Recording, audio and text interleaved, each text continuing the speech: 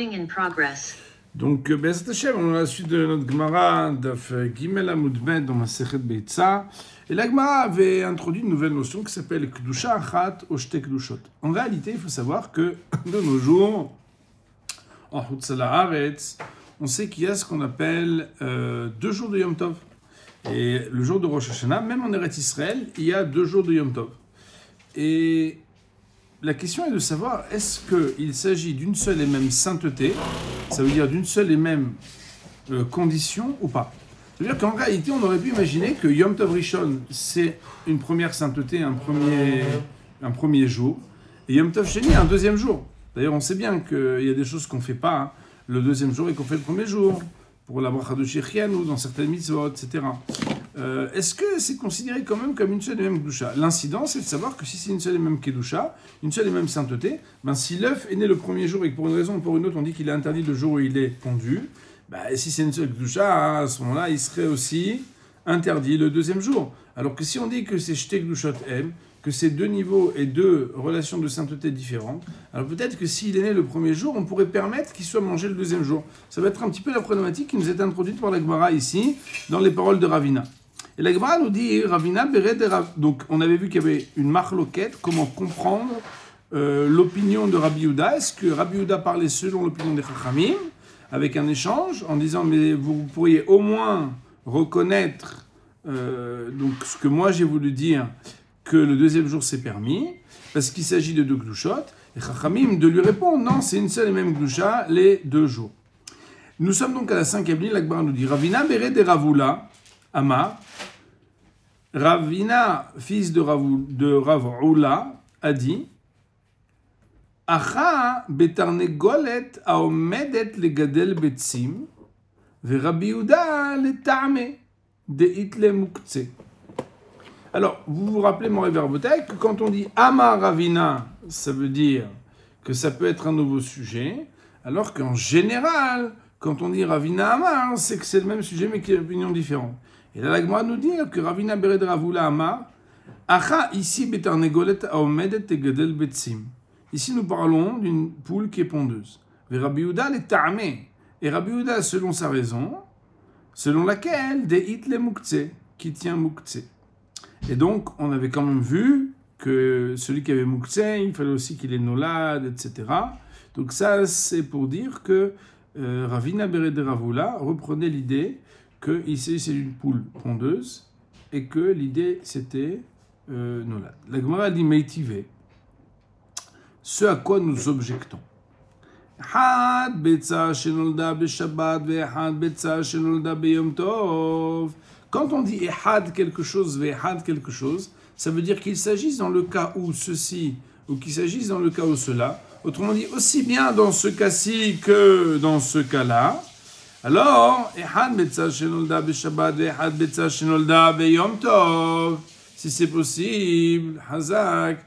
Que ce soit dans le cas où un œuf il est né pendant Shabbat, ou que ce soit dans le cas où un œuf est né pendant Yom Tov, et Metal Telimota, on n'a pas le droit de déplacer cet œuf, ni pour faire le bouchon d'un ustensile.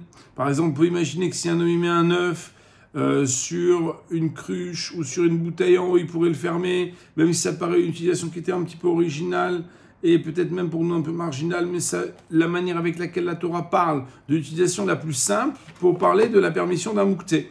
Parce qu'en réalité, l'utilisation la plus simple dans la Gemara, que ce soit dans Shabbat ou dans Betza ou ailleurs, c'est que, tout du moins, tu peux toujours prendre quelque chose et boucher un tout petit trou avec. C'est une utilisation la plus simple. Alors on dit on n'a pas le droit de boucher un ustensile avec... ni pour mettre une cale sur les pieds d'un lit. C'est aussi une manière de dire que, alors bien évidemment, Rabotaï, mettre un œuf pour mettre une cale de pied d'un lit, à mon avis, il faut vous accrocher. Mais disons que, on va dire que c'est un œuf triangulaire. Non, je plaisante. Non, ça veut dire qu'en fait, on va dire que la personne sait comment faire pour qu'il puisse caler son lit. Mais non, Rabotaï, je ne rentre pas dans la modalité, comment le gars il fait pour faire ça.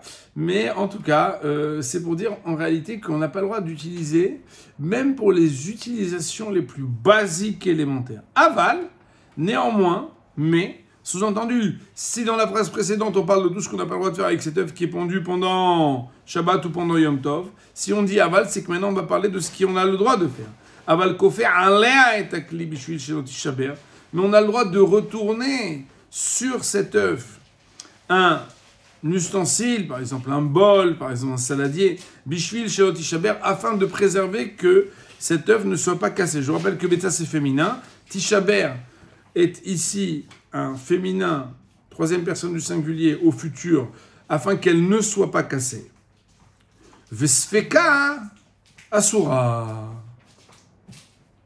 Et dans le doute, alors on devra être restrictif. Ça veut dire quoi dans le doute, on doit être restrictif? Si pour une raison ou pour une autre, on ne sait plus si c'est cet œuf-ci ou un autre œuf qui a été pondu Shabbat ou Yom Tov, à savoir qu'en réalité, on ne sait plus lequel c'est. Et on en a deux, par exemple, ou on en a trois. Et on verra que ça va même beaucoup plus loin. À se dire, mais attends, est-ce que c'est cet œuf-là ou pas? S'il y a un doute qui tombe sur cet œuf, à savoir est-ce que c'est celui-ci ou non, Asura, on va être restrictif et prévoyant. Ça veut dire qu'on va adapter les mêmes lois que quand c'était sûr, dans le cas où c'était pas sûr. Alors, on va voir d'abord Rashi, et on va, Be'ezrat Hashem, ensuite avancer. יש מישהו שאמור ליצוג בדלת עוד כמה דקות, ואני עכשיו עסוק עם 5 אנשים, אז צריך שיהיה דלת פתוחה. לגמרא, donc Rashi nous dit, Sfeka, Sfeka, dans Rashi, Sfeka shel zu, et le doute concernant cet œuf-là, Asura. Alors la Gemara nous dit, pardon, Rashi nous dit, Kasalka datar, toujours quand Rashi nous dit Kasalka datar, ça veut dire, et il te serait venu à l'esprit de manière erronée. Toujours, pardon, quand Rashi nous dit Kasalka datar, c'est quand il serait venu à l'esprit de manière erronée, et que selon la maskana, que selon la conclusion de la Gemara, on verra que c'est pas comme ça que ça va être retenu. C'est la raison pour laquelle on peut mettre en mémoire vive de se dire que d'ores et déjà, dans le Shakla Betaria de Gemara, c'est-à-dire dans l'échange entre les questions et les réponses de la Gemara, on verra que quelque chose va être remis en cause de cette hypothèse qui restera considérée comme erronée en définitive. Donc, Sveka, Shel Zura Sura Kasal Kadai, t'arrives de survenir à l'esprit de manière erronée, ça fait que Nolda Beyom Tov, ça fait que Nolda Bechol, Asura Beyom Tov, que si jamais c'est dans un doute où cet œuf a été pondu pendant Yom Tov, ou si cet œuf a été pondu pendant le Chol, dans le doute, ça sera interdit. Alors, la Gemara, elle va nous dire qu'en réalité, c'est impossible de dire ça. En tout cas, en regardant la suite de la Braïta, parce que pour l'instant, la Braïta nous surprend déjà, de dire que ce soit Shabbat ou Yom Tov, c'est interdit, ok. Mais aussi, on nous dit après que Sfeka Asura. Et la Gemara nous dit, attends, mais c'est quoi cette histoire? Veim nit'arva be'elef kulan asurot. Et si même ça a été mélangé avec 1000 œufs, toutes seront interdites. Rabotai, toutes seront interdites quoi? Pendant le Shabbat ou pendant le Yom Tov, vous avez compris mon rêve Rabotai? À la question que notre ami une fois il a dit, mais Shabbat, qu'est-ce qu'on peut faire avec un œuf? On peut le gober. Yom Tov, on peut en faire une omelette, on peut en faire un œuf au plat avec du feu, il n'y a pas de problème. Alors on dit, toutes sont interdites. La Gemara, elle prend cette braïta, et elle nous dit, attends, tu m'as expliqué plusieurs raisons. On a vu Rabban, on a vu Rav Nachman, on a vu Rav Yosef, on a vu Rav Yitzhak, on a vu Ravina, on a vu tous ces man de Amrin. La Gemara nous dit, Bish lama le Rabba de Amar Mishumachana. Je comprends bien selon Rabba qui a dit que l'interdit relève de Achana. Et vous vous rappelez mon rêve, Rabotai, Dabet Amoudabet, que Behemet, Rabba il s'appuie sur un pasouk qui a marqué Vechinu et Asher Yaviou, et qui devront préparer ce qu'ils vont amener. Et là-bas, on avait vu que Behemet, ils se fondent sur un sujet de la Torah. Or, il y a un principe qui dit Sveka d'Oraita le Humra, quand il y a un doute sur quelque chose qui est interdit de la Torah ou pas, ça peut être la Humra. Donc, ça marche bien d'après Rabba d'Amar Mishumachana, Sveka d'Oraita, Bechol Sveka d'Oraita le Humra, et tout ça fait que d'ordre de la Torah, il est le Humra, ça veut dire on va être restrictif. C'est la raison pour laquelle si c'est ça fait que si Behemet, il est mélangé à 1000, il pourrait être les Humra, et là, seulement les Rav Yosef ou le Rav Yitzhak d'Amre Mishum Gzera. D'après Rav Yitzhak et Rav Yosef qui ont dit Gzera, Gzera Mishum Mashkin chez Zavou, ou bien Gzera mishum perot anoshreim. Sfeka de Rabbanani. C'est un doute qui est d'ordre rabbinique. Mais quoi, Sfeka de Rabbanan, les kula.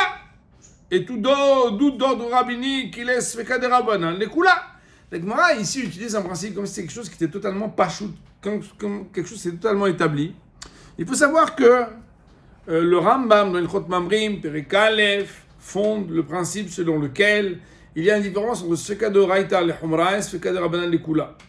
Bon, je pense que chacun peut comprendre. On va tout à l'heure me citer certains enseignements très intéressants à ce propos. Et pour l'instant, on va attendre. Donc la Gemara pose la question. D'après celui qui dit que c'est des Rabbanan, et que l'œuf qui est pondu pendant Yom Tov, l'interdiction est d'ordre rabbinique. Pourquoi est-ce que quand on a un doute, est-ce qu'il a été pondu pendant Yom Tov, on va avoir les mêmes restrictions alors qu'il s'agit d'un sapek qui touche quelque chose qui est d'ordre rabbinique? La Gemara, elle vient, elle nous dit... Seifa at'an le safek treifa. La réponse, c'est que la fin, c'est-à-dire la partie qui dit que s'il y a un doute ou s'il y a un mélange, ça concerne, ça a une restriction que ça reste interdit alors que c'est safek. At'an est venu pour nous les safek treifa. C'est si jamais il y a un doute, non pas sur la temporalité de quelle heure et quel jour ça a été pondu, mais est-ce que cet œuf est né d'un animal qui est taref. Rashi Akadosh de dire que Rashi de dire safek treifa, safek nolda metarnegolet treifa, velav beyom tov kae, qu'il y a un doute, est-ce que cet œuf, il est né, écoutez bien Rabotai, de tarnégolet treifa, d'une poule, ou aussi d'un oiseau, ou d'une volaille, qui est treifa, ça veut dire qui est interdite. Alors le mot taref, tarof, taraf, vous l'avez vu déjà dans le Chumash à propos de Yosef, c'est qu'en réalité, un animal qui est un cadavre, qui n'a pas été égorgé, il est taref. Et tout ce qui sort d'un taref est taref. C'est la raison pour laquelle on doit avoir une cache-route aussi, ou une supervision sur d'où viennent les œufs, d'où viennent toutes ces choses-là, etc. Pourquoi? Parce qu'en réalité, on doit au moins être sûr que ça s'appelle des œufs de poule. Et aussi, il faut savoir, Béhémet, que c'est pas quelque chose qui, par exemple, a été sorti après que l'animal, on va dire, ou en tout cas à un moment immédiat où l'animal a été, chas de shalom, treifa. De manière plus commune, nous avons l'habitude de connaître le fait qu'il y a des œufs d'animaux qui sont interdits parce que l'animal lui-même, il est interdit. Aussi, la Gemara propose de faire une chirurgie. Elle nous dit, la première partie du texte parlerait d'un safek s'il est né pendant Yom Tov, pendant Shabbat, ou s'il est né pendant un jour de Chol. Et le cas sur lequel tu vois qu'on est très restrictif, tu n'as qu'à dire que cette partie-là vient parler d'un cas où le safek n'est pas d'ordre temporel. Quand est-ce que ça a été pondu? Mais qu'on parle là-bas de safek treifa. Or, safek treifa, c'est un digne de la Torah de manger kasher. Et comme c'est un safek sur un digne de la Torah, là-dessus, même Rabbi Tzhak et Rabbi Yosef, qui, concernant l'œuf qui aurait été pondu d'une poule qui est cachère pendant Yom Tov ou pendant Shabbat, ils vont dire que c'est un Gzera de Rabbanan. Mais néanmoins, quoi qu'il en soit, quand tu leur dis, oui, mais il y a un safek, c'est taref ou pas, là-dessus, tout le monde est restrictif. Il n'y a pas besoin de s'appeler Rabat et de dire que c'est Achana de Oraïta. Il faut dire que ça fait que la Hobra. Donc je reprends les mots. La Gemara dit Bishlama. Ça marcherait bien les Rabba d'Amar Mishum Achana Vesfeka d'Oraïta Vesfeka de Chumra. Et là, le Rabbi Yosef, le Rabbi Tzhak Mishum d'Amar Emre Mishum Gzera Vesfeka de Rabbanani. Vechol Vesfeka de Rabbanan les Kula. La Gemara elle répond, elle dit Seifa Atan et Safek Treifa. La Gemara dit attends, tu crois que tu t'en sors comme ça? Tu crois que tu t'en sors comme Béhémet? Tu crois que tu t'en sors comme ça? Iachi, s'il en est ainsi, alors je m'excuse, mais dans la deuxième partie qui parle de Safek, Sfeka, Asura, il y a une partie qui est le dernier wagon de cette braïta. C'est quoi? Iachi, ema seifanit arva be'elev kulan asurot. Ok, alors viens maintenant, je t'écoute. Tu m'as dit ça? Viens, on regarde la fin qui parle du mélange parmi mille. Voilà que ema seifa, je vais dire maintenant la fin. En supposant à l'ordre n plus 1, maintenant ce que tu as dit à l'ordre n, que la fin on parle maintenant de treifa, bien on va regarder qu'est-ce que tu dis. Il y a marqué que si cet œuf il a été mélangé parmi 1000, tous sont interdits. Et Amrad Bishlema, ça fait Yom Tov, ça fait Khol, Avedava Sheshlomatil, Vchodava Sheshlomatil, Mefloubelef Lobatil. Si je disais que ça va bien, que la fin veille la suite du début, et que de la même manière qu'au début de la Braïta, on parle d'un œuf à propos duquel on ne sait pas s'il a été pondu pendant Yom Tov ou pendant Shabbat, ou s'il a été pondu pendant un jour de Khol, on comprend que si c'est mélangé à 1000, tout est interdit. Pourquoi? Parce que, étant donné que l'interdiction a une péremption, c'est quoi? C'est que dès que Shabbat et Yom Tov se terminent, tu peux le manger ou tu ne peux pas le manger? Bien sûr, tu pourras le manger. Ça s'appelle Davar Sheyesh Lo Matirin. C'est un objet, quelque chose de comestible, qui peut avoir des permissions qui viendront d'une temporalité sans que tu aies besoin d'utiliser un processus d'annulation de Rov ou de Mi'out immédiatement. Autrement dit, il suffirait que le temps passe et que tu sois un peu plus patient, ça va, tu vas pas te faire une omelette et tu vas pas mourir pour une omelette. T'attends le fin de Yom Tov et tu te fais ton omelette. Sous-entendu, au lieu d'utiliser le principe de Rov pour dire annule l'interdit parce qu'il a un ratio qui vient l'annuler, parce qu'il y a 1 pour 60, 1%, et là ici on parle de 1 pour 1000, 1000 contre lui, tu l'annules, on dit oui mais attends, l'annuler maintenant, c'est faire quelque chose qui n'est pas nécessaire absolument pour la consommation de cet aliment. Pourquoi? Parce que tout seul, il devient permis dès que la nuit tombe, n'est-ce pas? C'est la raison pour laquelle nous dit la Gemara, si tu dis qu'on parle dans la fin de la Braïta, qu'on parle aussi d'un safek, est-ce que le filet a été pondu pendant Yom Tov ou pendant Shabbat ou non? On comprend qu'il reste interdit pendant Yom Tov, même quand il y en a 1000.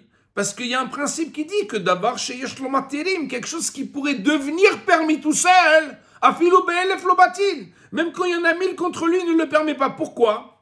Il y a un principe qui dit, je ne me rappelle pas exactement si c'est Rashi, mais on va le voir, c'est parce qu'en réalité, ah bon, Rashi le dit, c'est magnifique. Afilo Be'elef Lobatil, je ne sais pas si vous voyez Rashi, chez Yeshlomaterim, il est 5 lignes plus loin dans la Gemara, vous le voyez, hein. D'abord chez Yeshlomaterim. Alors là, je vous avais appris une fois que le Rashi, des fois, il est commenté, des fois, il est la suite du titre, n'est-ce pas? Alors, que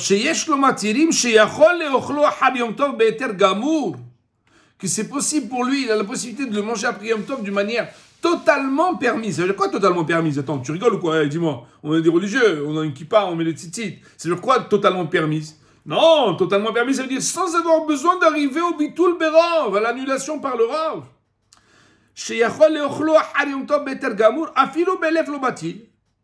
veut dire quoi? Pourquoi est-ce qu'on a une humra de dire que même parmi 1000 il n'est pas annulé? Rashi nous dit bien que d'après la Torah, quand tu as 1 contre 2, 2 contre 1, c'est déjà batil. Pourquoi? Parce qu'il y a ce qu'on appelle tu vas aller à faire pencher d'après la majorité, et 2 contre 1 c'est bon. Plus que ça va arriver à Boda. Je ne sais pas si vous savez, mais si par exemple, il y a un morceau de viande taref, ça veut dire du hazir, quoi. Bon, peut-être pas hazir, parce que comme c'est de la viande blanche, des fois on peut le faire. Mais s'il y a 3 morceaux de viande d'un animal taref et 2 morceaux cachers, et ils se sont mélangés, maman, je ne savais pas. Il n'y a pas de manière, alors on pourrait manger celui qu'on veut. Pourquoi? Parce que, étant donné qu'il y a un rov, il y a un bitul berov. Tu as dit, ouais, mais si tu attends une semaine, il va devenir permis. Pas du tout, tu peux attendre même 2 mois, il ne va pas devenir permis. C'est la raison pour laquelle Me'ikaradin de Oraita, Hadbetre batil, 1 contre 2, il est déjà batel, n'est-ce pas? Bon, il faut savoir qu'il y a un sujet super intéressant. C'est si on est 3 juifs, et tous les 3 on voudrait un morceau de viande.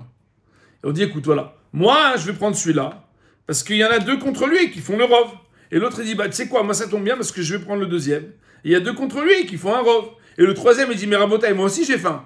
Il dit, il y a 2 contre lui qui est un rave. Donc chacun, il se fait un hamburger avec ce steak. Mais mon rêve de Rabotai, dans l'hypothèse, normalement, vous allez dire, c'est vrai qu'il y a 2 contre 1 pour permettre, mais tachles, il y en a un qui est taref aussi. Alors là, donc Rachamim vont nous dire, si c'est le même gars qui veut se faire 3 hamburgers, parce qu'il dit, attends, moi j'ai faim aujourd'hui, j'ai beaucoup travaillé, je vais me faire 3 hamburgers. S'il fait 3 hamburgers en disant, voilà, moi les maïsés, je vais dire que le premier, je le mange grâce aux 2 autres qui font le bitul berov sur steak numéro 1. Après, il dit, tu sais quoi, maintenant je vais me faire le deuxième. Pourquoi? Parce que bon, il est encore dans mon ventre, mais il était tout à l'heure là. Il y avait 2 contre 1, steak numéro 2. Et après, il dit 3, un troisième steak, je vais me le faire aussi. Pourquoi? Parce que steak numéro 3, il a 2 contre 1. Hachamim nous disent, la même personne, c'est pas possible.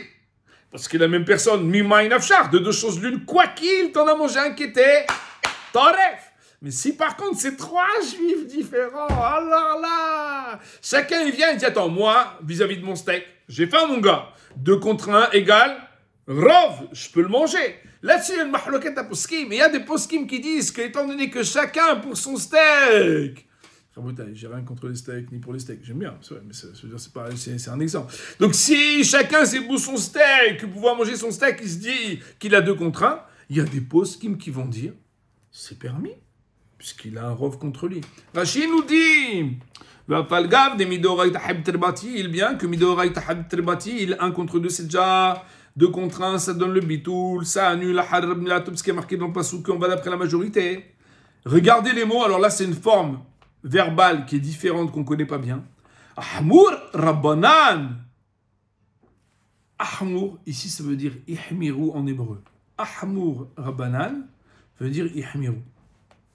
Je ne sais pas si vous vous rappelez, mon Rav Rabotai, nous avons déjà dit que le mot amour veut dire ameru, que adour veut dire adru. Et bien ahmour, ça veut dire ihmiru. C'est bon? Donc Hachamim ont été plus rigoureux, plus stricts ici. Pourquoi? Bien que midoraïta, ça serait permis, puisqu'il a quelque chose qui le permet totalement. Après un moment, quand tu peux le manger avec un tampon 100% cachère naturellement, sans passer par des process de transformation en lachique de rov, ne profite pas maintenant de permission de rov.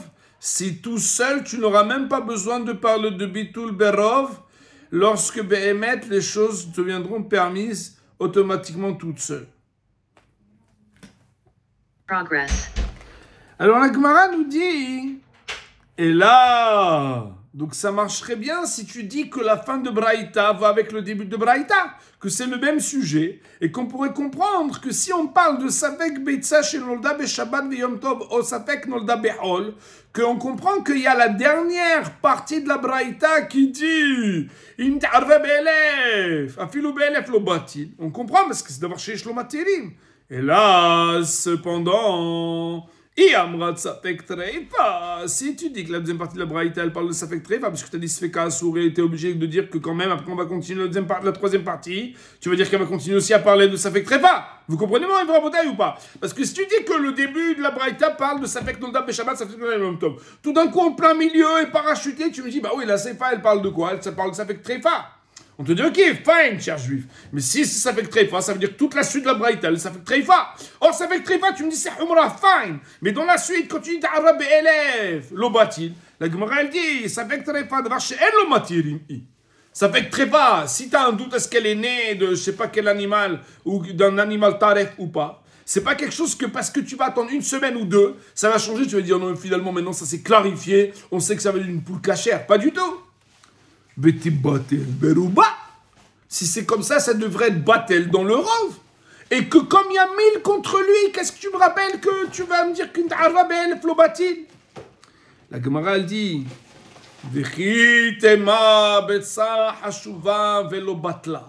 et si tu me dis non mais tu connais pas toutes les halachot de bitoul. Pourquoi? Parce qu'il y a des aliments qu'ils ne s'annulent pas même lorsqu'ils sont en grand nombre contre eux. Pourquoi? On va apprendre un principe pour Rav Rabotai, que davar shebeminyan, ou davar hashuv afilu be'elef lo batil. Ça veut dire quoi? Des choses qui sont vendues au détail.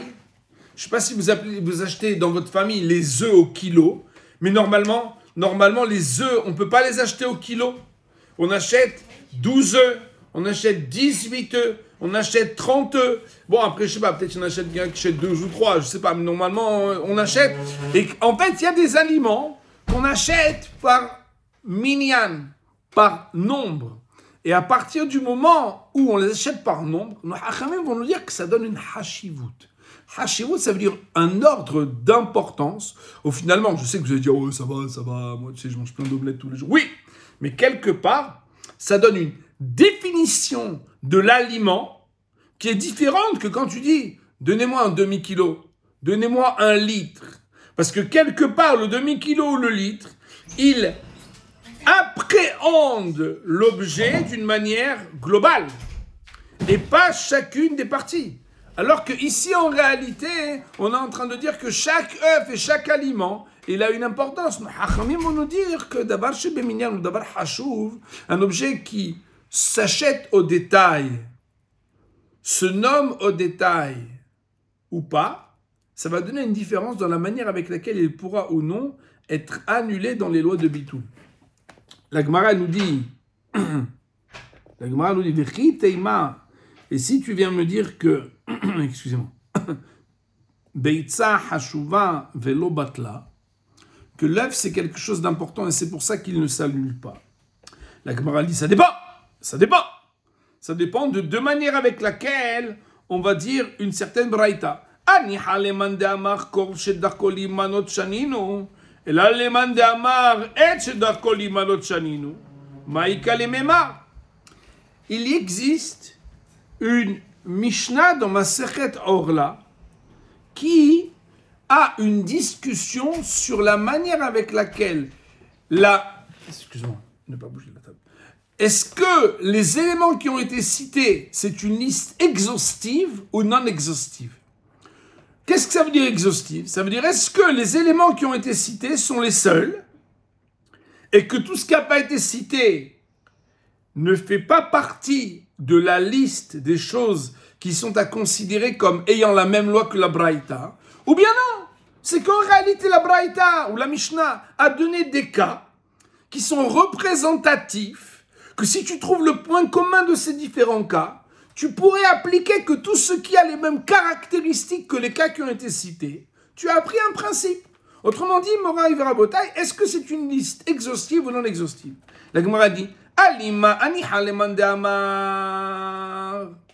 Donc, si tu veux dire que l'œuf, parce qu'il a une importance, il ne va pas s'annuler parmi 1000, en dépit du fait qu'il n'est même pas d'avoir chez Yesh lo matiri, il est d'avoir chez El lo matiri, ça marcherait d'après ceux qui, en étudiant la Mishnah dans Orla, vont nous dire que Kol shedar koli manot shaninu, tout ce qui est l'habitude d'être décompté un par un, c'est ce que nous avons enseigné dans la Mishnah de Orla.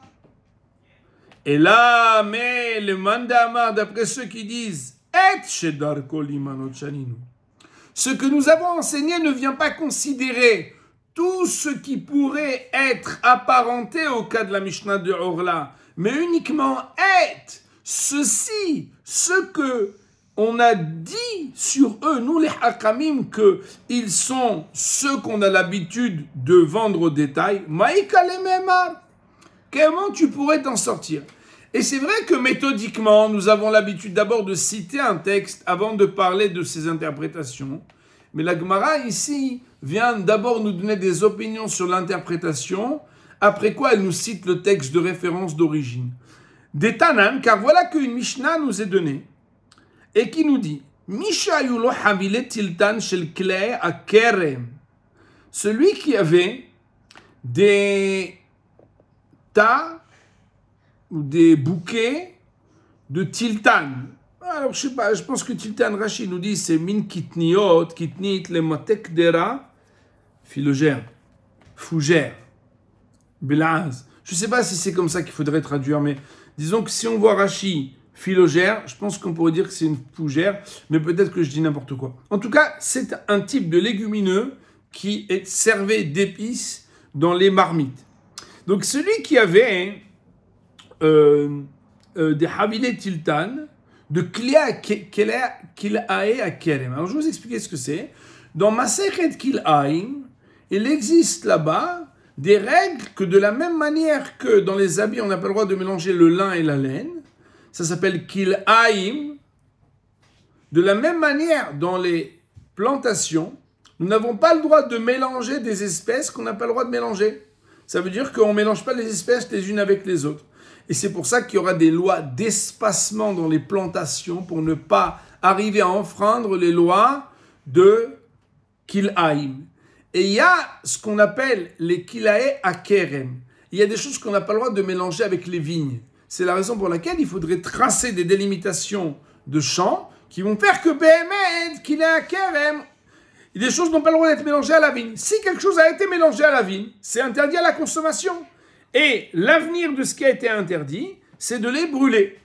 Rashi nous dit que quand on nous dit Havilet tiltan shel kilae akerem, si on a des tas ou je sais pas si on appelle ça des gousses de tiltan, donc de ce légumineux, peut-être on va dire fougère, en tout cas fligo, comme Rachid a dit, phylogère, et que on sait pertinemment que ça a été des plantations qui ont été liées, conjuguées avec des plants de kérem, idalekou, ils seront allumés.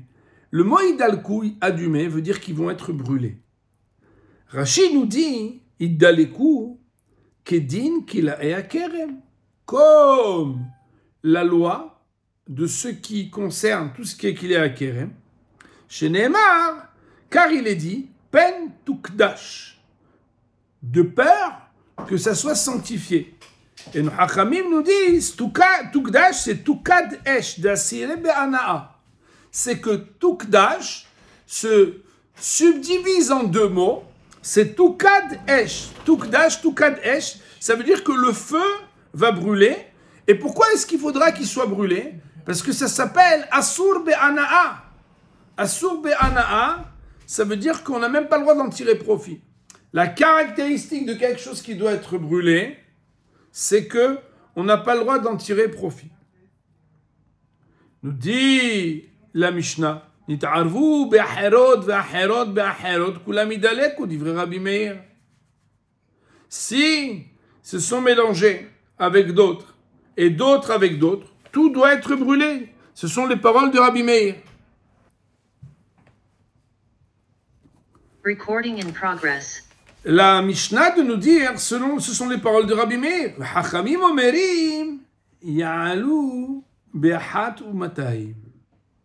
Ya'alu, ça veut dire ils vont monter. Ça veut dire quoi ils vont monter? Ça veut dire que la proportion qui permet le bitoul n'est pas 2 contre 1 ou 60 contre 1 comme dans d'autres endroits ou 100 contre 1.